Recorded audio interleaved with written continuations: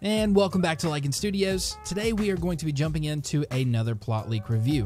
Now this is actually the one that Talking Thrones has been making the videos about, I think starting like 4 weeks ago. I told you guys that I probably wasn't going to talk about it, but I'm getting so many messages saying that you guys want me to cover it. So I'm going to do it. Now I just want you guys to know that I do think this is fake. I 100% do not think that someone will ever get the plot leak for Season 8. I think it's just not going to happen. With that being said, even when I talked about it previously, I did say that it is always fun to discuss things that could possibly happen. I just don't want you guys thinking that I actually believe that this could be true. I really do not at all. Some things may actually happen, but this is not a plot leak. This is fake. But anyways, with that being said, let's jump right into it. We will get back to the channel shout out and everything like that after we get done with these videos and during the breakdown videos.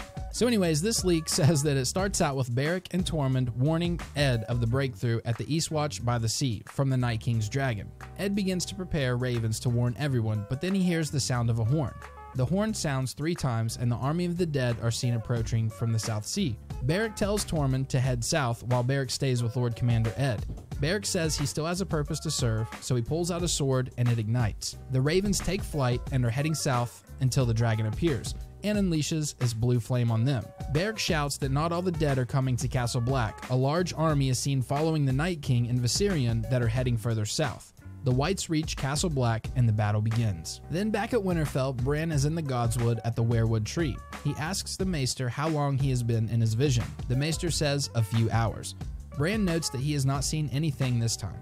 He says that he may have been thrown out of a vision and something must be wrong. Jon, Daenerys, Jorah, Tyrion, Varys, Brienne, the Hound, and some soldiers ride to the gate at Winterfell. Several guards of the North greet them at the gate. They look at Daenerys suspiciously. Jorah notices this and he looks worried. Sansa and Arya arrive at the gate and Sansa looks at Daenerys suspiciously as well. Tyrion notices that they are reinforcing the walls. Sansa greets Jon and then she asks how he managed to bring Daenerys and Cersei to peace. Jon hugs her and says it's not that easy. Jon then hugs Arya and she says, "So you did stick him with a pointy end."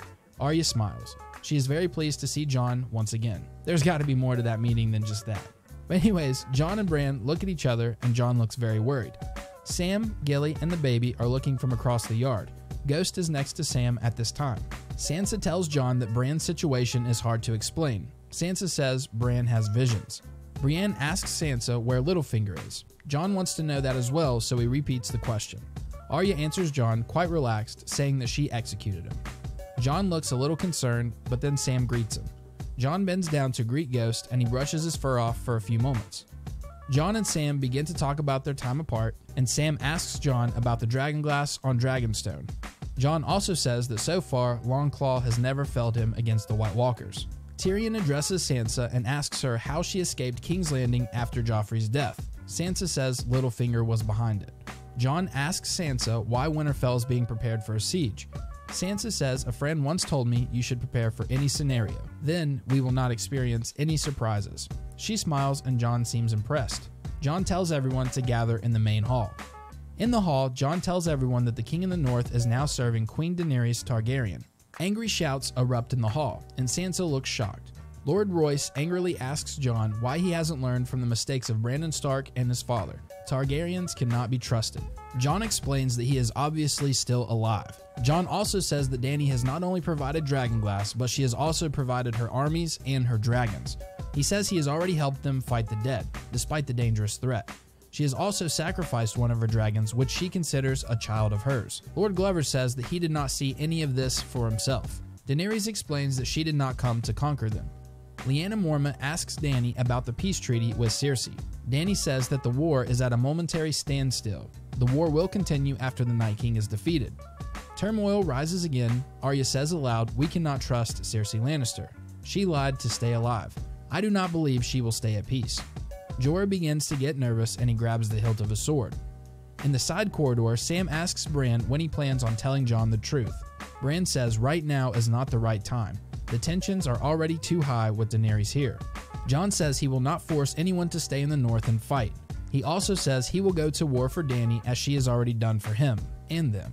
Lord Royce asks Tyrion if his sister Cersei can be trusted. Tyrion says they can because Cersei is aware of the threat of the army of the dead.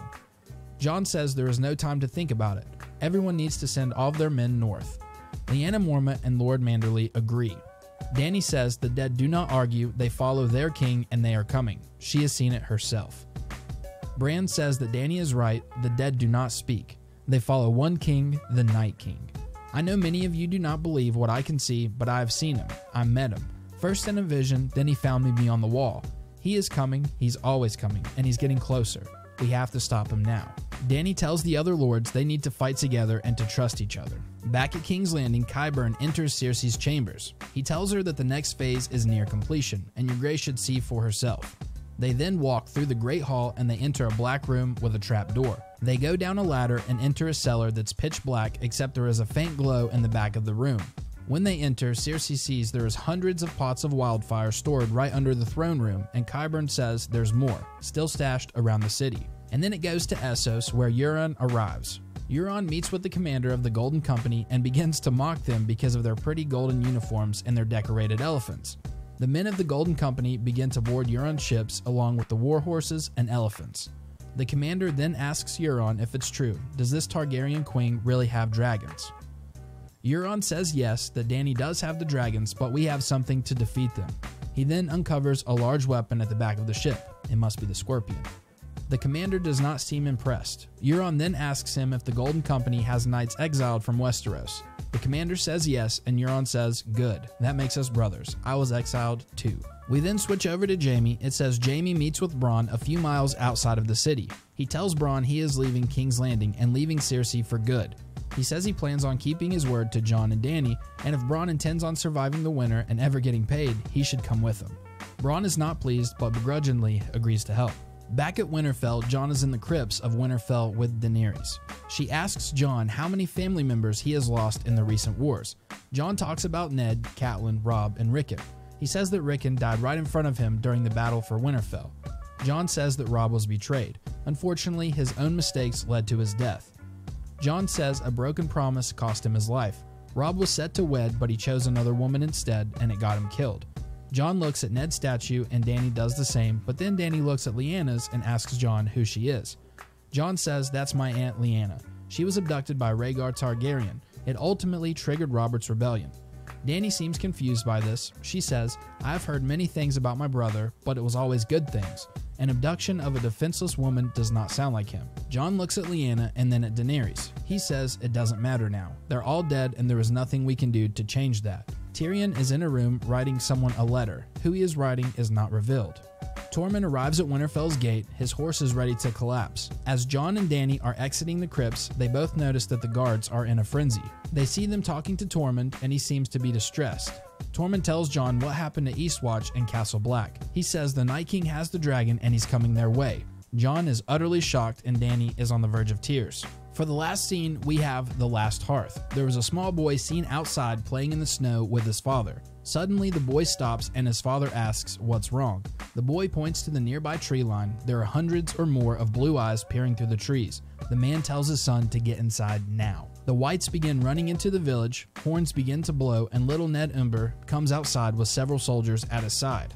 As more soldiers come outside, the sound of a dragon quickly drowns out the horns that were blowing. They tell Ned Umber to get back inside, but it's too late. There are too many. Thousands of whites, led by multiple White Walkers and giants, are now just 100 feet away. The Night King comes out of the storm and Viserion begins to unleash his blue flame on their castle. Chaos erupts and everyone begins to get butchered. Viserion's blue flame delivers a devastating blow to the Umber's ancestral home. Ned Umber's personal guard is slaughtered, leaving him all alone. One of the White Walkers approaches him and with one swift move he pierces his heart with his ice sword. Ned Umber falls as his home and people are destroyed. The final shot of the episode shows nearly a dozen White Walkers walking across the blood-soaked battlefield. Every man, woman, and child lay slain at their feet. The Night King lands Viserion and he steps off of him for a moment. The camera will then pan around across the ground, showing all the bodies begin to twitch and move, until it shows Ned Umber. His eyes open with a piercing blue color and the episode ends. So definitely let me know what you guys think about that. It is pretty good writing, but like I said before at the beginning of the video, this is really not a real plot leak. It's fake. I can already tell you that because I seen a plot leak that was very similar to this a couple months ago. I definitely do want to cover it though, just because you guys really want me to, and it is fun talking about some of this stuff. I just want you guys to please know that this is not a real plot leak. But anyways, I do hope you guys enjoyed it. Definitely let me know if you want me to release a breakdown of this episode sometime tonight. And make sure to drop a thumbs up if you did enjoy. But anyways, we'll see you in that next video. This has been Lycan Studios. Peace.